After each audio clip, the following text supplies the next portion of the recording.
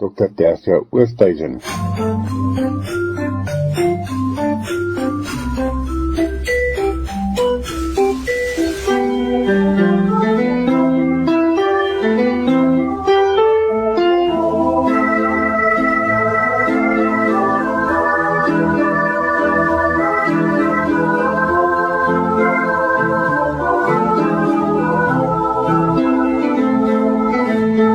Lig op geestesgesondheid, Dr. Tersia Oosthuizen van die Noordwes Universiteit, bedryfs- en voorligtingsielkundige. Goeiemôre Willem, goeiemôre luisteraars. Ons het al baie gepraat oor die sielkunde van sterktes, of party noem dit ook die positiewe sielkunde, en dan het ons gepraat van Barbara Frederickson spesifiek se navorsing en beskrywing van positiewe gedagte-aksietendense en negatiewe gedagte-aksietendense en hoe dit onder andere nie net die oordragstowwe, die chemiese stowwe beïnvloed in ons brein nie, maar wat is ook die fisiologiese uitkoms daarvan. Nou dit is nie die doel van my gesprek nie en ek wil graag vir die volgende paar weke baie meer na die neurologie of die rol wat die brein en die liggaam speel kyk. Maar hoekom ek begin met Barbara Frederickson is omdat ek net wil noem dat daar baie keer van toksiese verskoning of giftige positiwiteit, met ander woorde nadelige positiwiteit verwys word. En ek wil net noem dat dit nie verband hou met die sielkunde, of positiewe sielkunde of die sielkunde van sterktes nie. Toksiese positiwiteit is wanneer ek myself goed wys maak wat daar nie is nie en ek as het ware kontak tot 'n mate met die realistiese omgewing in myself en rondom myself beweeg en leef. Goed, kom ons parkeer dit vir 'n oomblik. As ons kyk na die brein, wil ek nie spesifiek nou eers praat oor die brein en die breinstruktuurverskoring nie. Ek wil graag hê, kom ons moet so 'n bietjie kyk, wat gebeur in terme van hoe ons dink, hoe ons waarneem en dan spesifiek stilstaan bietjie by die sentrale senuweestelsel sowel as die simpatiese en parasimpatiese deel daarvan en wat in die Engels bekend staan as die vagus senuwee of die swerwende senuwee. En nadat ek oor hierdie prosesse gepraat het, gaan ek so bietjie meer sê oor die breinanatomie. En ek wil begin deur te praat of verwys na die rugstring, wat baie delikatiese silindriese bondel van senuwees is, wat van die breinstam hier aan die agterkant van ons kop afloop teen die rugstring en wat eintlik die hoofsaaklike roete vir inligting tussen die liggaam, brein is en baie belangrik, verantwoordelik is vir ons motoriese beheer, reflekse en ook natuurlik dit wat ons sintuiglik waarneem. Om terug te kom na die motoriese beheer, ons praat van die sogenaamde groot en fyn motoriese beheer, verskoning, byvoorbeeld die vermoë om sien maar iets te kan optel en te kan ronddra, waar ons baie spesifieke groter spiere gebruik, en byvoorbeeld iets om te stap, of dan nou ons fyner motoriese beheer, waar ons sê nou maar gaan iets neerskryf of iets stik op ons rekenaars. En dan die sensoriese oordrag wat verband hou met alle sensoriese, sintuiglike waarnemings, soos wat dit tussen die liggaam en die brein gekommunikeer word. Ons refleksentrum wat dan dit wat ons beplan en onbeplan doen, byvoorbeeld as ek skrik, is daar 'n onbeplande, baie vinnige reaksie via my reflekse, of dan wanneer ek byvoorbeeld iets beplan, soos byvoorbeeld dit is baie warm en ek besef, ek moet nou uit die son uitkom, dat ek kan wegstap. So daar's iets van, hierdie raak nou vir my te intens en ek kan dit beheer. Dan is daar natuurlik ook die autonome regulering wat verband hou met die autonome funksies, soos ons hartklop, ons asemhaling en natuurlik ook die vertering van kos. Hiermee saam natuurlik, as die rugstring beskadig is, dan kan dit baie ernstige probleme veroorsaak, die dood of verlamming, afhangende van waar in hierdie rugstring die spesifieke besering plaasgevind het. Nou, terwyl ek dit sê, wil ek dan spesifiek terugkom na die rol van die sogenaamde autonome senuweestelsel. En wanneer ons kyk na die autonome senuweestelsel, is daar twee belangrike aspekte. Ons kyk nou 'n bietjie verder as die rugstring en die rugmurg, en ons kyk ook verder na dit wat ek wil amper sê vertak vanuit die brein na die res van ons liggaam.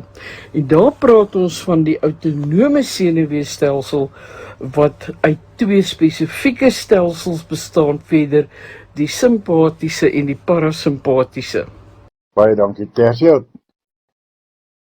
Luisteraars, Willem, wanneer ons dan verwys na die autonomiese senuweestelsel, moet ons in gedagte hou dat dit die bedrading is, as ek die woord kan gebruik, vir ons oorlewing in terme van ons liggaam. Daar word baie keer gesê, dit is belangrik dat ons aandag gee aan die breinprosesse en die invloed wat die brein die res van ons liggaam in uitoefen, maar dan is dit ook so, dat die liggaam 'n baie belangrike rol speel en ook 'n invloed het op die brein se funksionering. Nou die autonome senuweestelsel is die gedeelte wat byvoorbeeld hierdie onwillekeurige liggaamsfunksies kan beïnvloed. Dit is byvoorbeeld verantwoordelik vir goed waarvan ons nie bewus is nie, maar wat tog belangrik is vir ons oorlewing, soos byvoorbeeld ons hart moet klop, ons moet 'n sekere bloeddruk hê, ons moet 'n sekere manier van asemhaal hê, sodat ons genoeg suurstof in ons longe kry, ons praat van vertering van voedsel, en dan natuurlik gewoon voortplanting. Nou, dit impakteer baie definitief op ons geestesgesondheid. Nou hierdie autonome senuweestelsel, soos ek gesê het, bestaan uit twee sisteme wat amper so bietjie soos daardie seesaw waarvan ons al gepraat het, wat ons na bo of na onder kan laat wip werk, waar die een deel stres is en die ander een sonder stres of rustig is.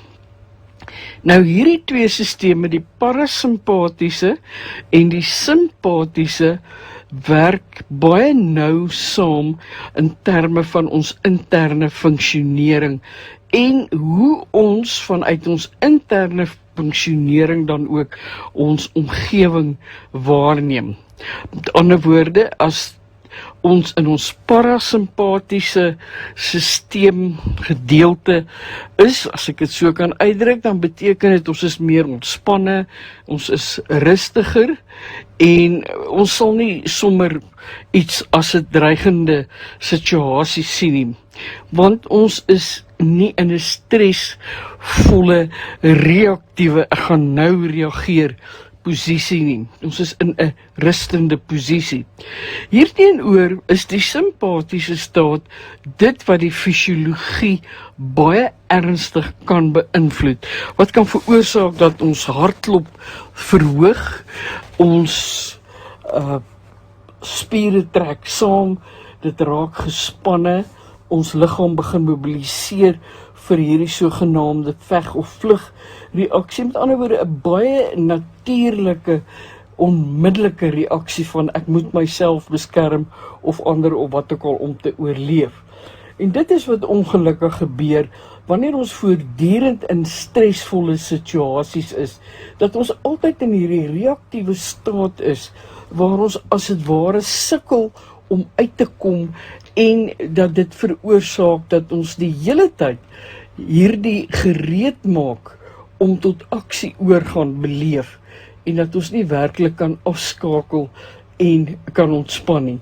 Nou die kroniese stres hou natuurlik ook baie keer verband met swak lewenstyl, gewoontes of trauma of groot veranderings in ons lewe of selfs die toksisiteit in ons omgewing en inflammasie of ontsteking in ons liggaam.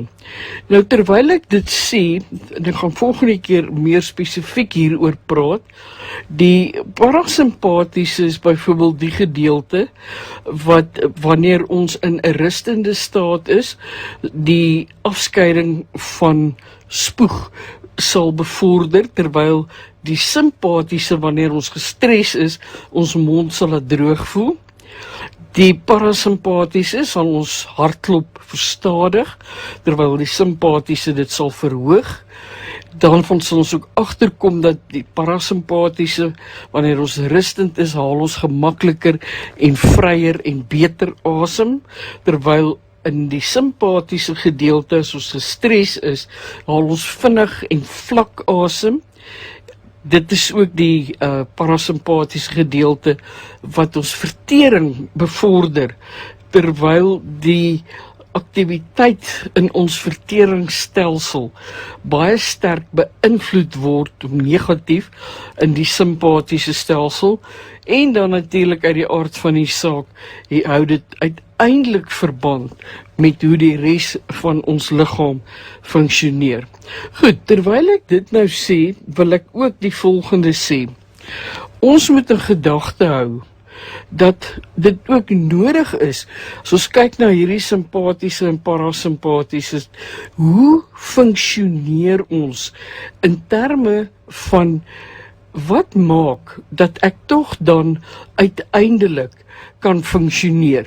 En daar wil ek net baie kortliks die volgende sê, want wat nou besig is om te gebeur, is dat ons moet ook bewus wees van die afskeiding van chemiese stowwe in ons brein.